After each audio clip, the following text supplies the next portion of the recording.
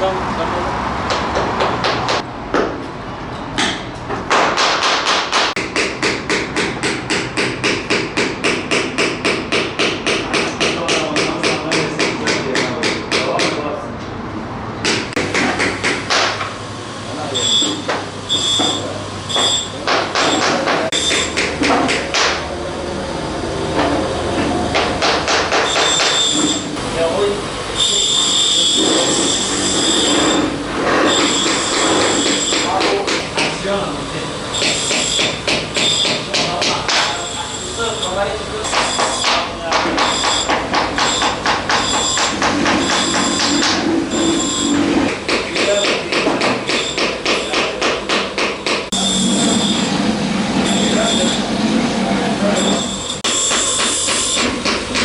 Bir engeli yoktur.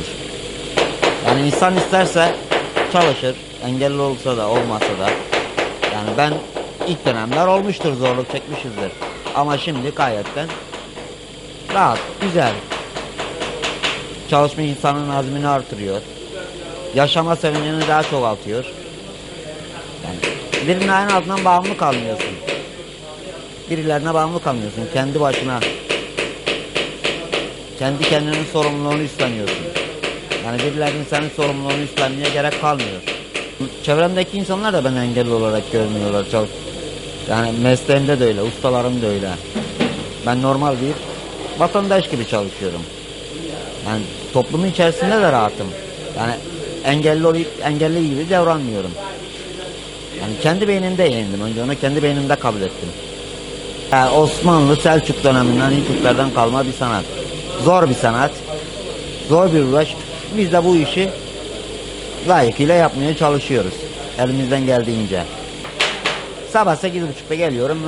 4'te gidiyor gibi işi bırakıp gidiyorum. Yani sayı yok. Bu işte sayı olmaz. İşte şu kadar yapacaksın, bu kadar yapacaksın, sayı olmaz. Kendileri eğer insanlardan tecrit etmesinler, toplumun içerisine girsinler, insanlarla otursunlar, sohbet etmeyi denesinler. Yani eve kapanaraktan bir şey halledemezler, bir sorunu halledemezler. Bu engellileri, yani engelli aşacaklarsa kendi önce dışarıda insanlarla birebir empati yaparaktan aşacaklar. Yoksa yapamazlar yani. 15 yıl. Yani ilk çalışmalarından var. Bir ara gitti geldi. Ben 15 yıldır benim yanımdan çalışıyor. Ve kendisini işe vermek ve sahada odaklanmak o şekilde. Yani çalışmadığı zaman daha rahatsız olur.